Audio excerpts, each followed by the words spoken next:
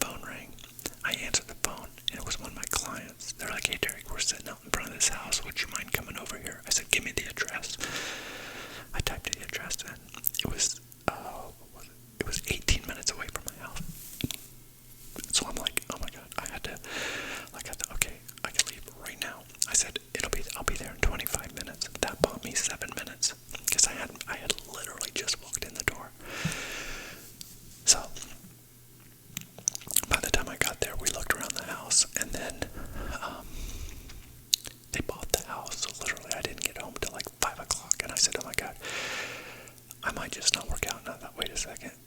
If I timed it out, I said, okay, it's 5 o'clock. It's going to take me about 35 minutes to do the workout. I have to take a shower afterwards, and I can make it. And literally, by the time I got out of my shower, got dressed to go to dinner, he was literally knocking on my front door. I mean, it was like perfect timing. But the fact that I did it, I mean, today, like right now, this very minute, I feel so much better because I did. I fit it in. I found a way to fit it in, and I did not deviate from my goals. Now, again, the theory would be the devil's advocate to what I'm telling you is going to say one day I'm going to regret all this. That one day I'm going to be sorry that I didn't have kids or that I didn't get married. My thinking is that I won't regret not having kids. I don't think. I mean, I'm 50 and I still don't. I never have regretted not having them. My focus is animals, and I want to take care of animals, and I think the animals provide me with that nurturing love that I would be missing if I didn't have animals. So I know it's not the same as a kid. Trust me, I know that your kids are way more important than my animals if you have kids. But my point is that I have other fulfillments in my life that I think help fill that gap. As far as a wife, maybe someday, I don't know. I mean, I'm 50. I think I'll live to be over 100, so 60 more years maybe. I'll live to be, let's just say 100, so I got 50 more years. I'm gonna be okay. I've got time. You know, and really, like, I don't have a wife telling me, oh, you're working too much, or maybe she would be encouraging me and everything, but this is like the night I went to dinner with one of my friends. I had a great time, and you know, it's just the little things, and I think that that's what happens when you don't have a work-life balance, meaning 50-50. It's going to be 90-10. You appreciate those 10% so much. I mean, it was just like so powerful, so precious being with my friend and I. He's an 80-year-old attorney. He's semi-retired, but he's such a wise old man, and like I always learn something when I'm with him, and we always have great deep conversations, and he seems grateful to be my friend and have a younger friend, as I'm grateful to have an older friend. But those are the things that really bring you real joy, and again, I think you have a much greater appreciation for them when you spend so much time focused on other things. And for me, it's about giving back. Now, I'm not working and doing all these things because I want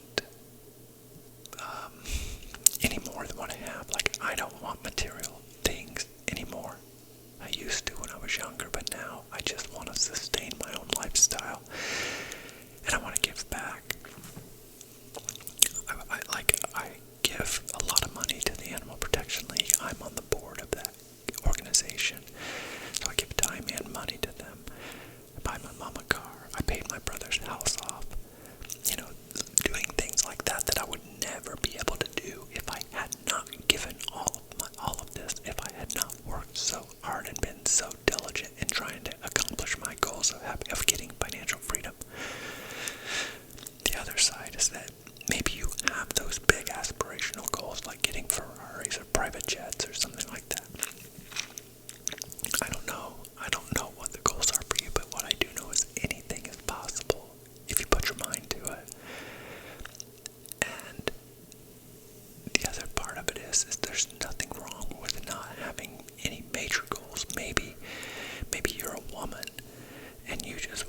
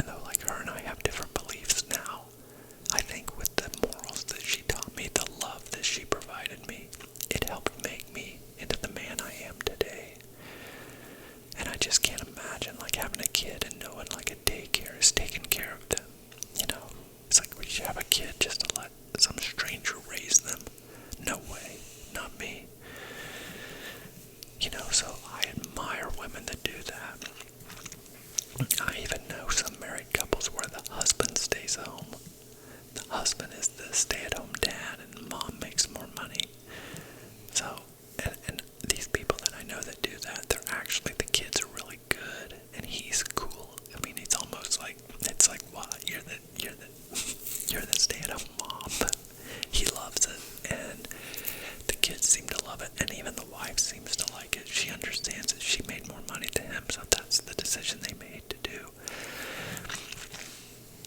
But there's just a lot of options in life in order to get what you want.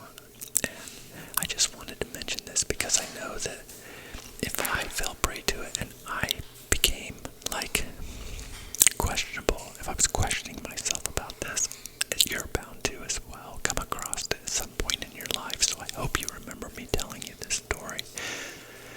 And don't let it get to you. You follow your passions, follow your dreams. You can accomplish anything. That's what you have to do. It takes extreme dedication to do what you need to get done. And there'll be plenty of time for everything else. And truly, like if your partner, your wife, or your husband, they're going to be supportive of it as well. If they're really on your team, if they're really a truly good partner of yours, they will accept it and they will know that they stand to benefit from you accomplishing your goals. Like one thing that I did when I met the woman that I was dating for 8 years, I said to her on our very first date, I said, hey, I want you to know that I'm never going to be married. And she was like, what? And I'm like, no, I'm never going to be married. She had been married before and was divorced. So I said, if you ever want to be married again, this is probably going to be our last date. But I was honest with her because it's not that I'm opposed to marriage or I think it's wrong. But for me, I knew I wasn't going to have kids. And so, I just didn't see any reason to do it. It's like a preacher marries you, but it takes a lawyer and a judge to divorce you. And because I worked so hard, I just could not imagine giving away all that I sacrificed. Like I sacrificed my entire youth away, only to give it away to somebody that comes into my life for a couple years. I can't imagine that. And the other alternative is to have them sign some sort of prenup agreement, and I'm like, I wouldn't do that to a woman. I wouldn't ask her to do it. That's, to me, it's already saying, hey, I know you're going to break your vows, so just when you do, I need this document to keep me safe. What? There's no reason to even have the vows if you're going to have a prenup. So my answer was just not to get married. If you want to be with me, you can be with me. If you ever want to leave, you just leave. You don't have to get a lawyer or an attorney. You just go. Same with me. If something happens and I don't want you anymore, I can say, hey, you need to go. I don't have to get a lawyer to do it. To me, it's just a much better life. I kept the commitment. I was still faithful and loyal. But we just kind of grew apart, so that's what happened. But if we'd have been married, we would have had to actually got divorced and get attorneys and deal with separating our stuff. So again, I'm not saying it's not good. It's for, if I was going to have kids, I would get married truly. So I respect people that do it. And even if you're not going to have kids, I still respect people that do it. I don't criticize people. But for me, again, I'm just such a deep thinker, and I try to think everything through. But I do want eventually to have one person that I just spend my life with.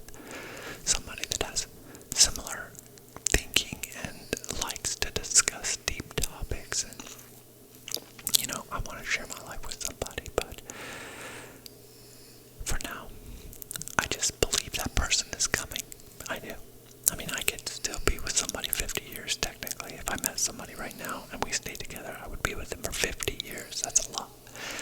So that's what I'm saying. I hope you can use me as an example. I'm 50. You guys might be 20 or 30. Think about how much time you have. There's so much time to do what you need to do, but first you need to, make a name for yourself. Accomplish what you need to accomplish.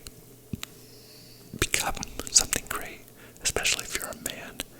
You need to be someone strong, someone that a woman will look up to and be attracted to. And then you can focus on getting her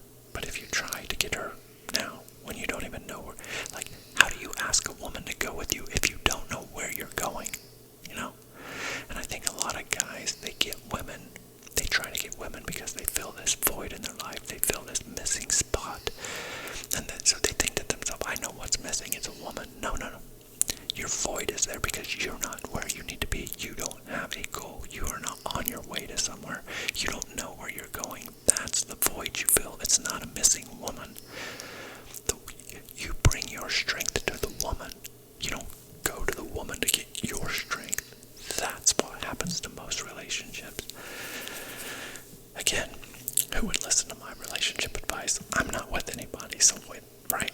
It'd be hard, but I'm also not. I believe in my heart that it's better to be alone than to be miserable with someone. Loneliness hurts way less than misery. So, there's that too, but that's a little off topic. I don't know how I've branched off from work life to relationships, but anyway, I just hope that makes sense to you. I know I'm super opinionated. I hope I don't upset you. Please, if you are, I apologize, but I've worked on my mind for so long and came up with these theories that I believe, and that's what they are. I share with you my truth. I'm not saying it's the truth, but this is what I believe, and it's what's worked for me. So, I hope you gain some sort of helpful insight from it.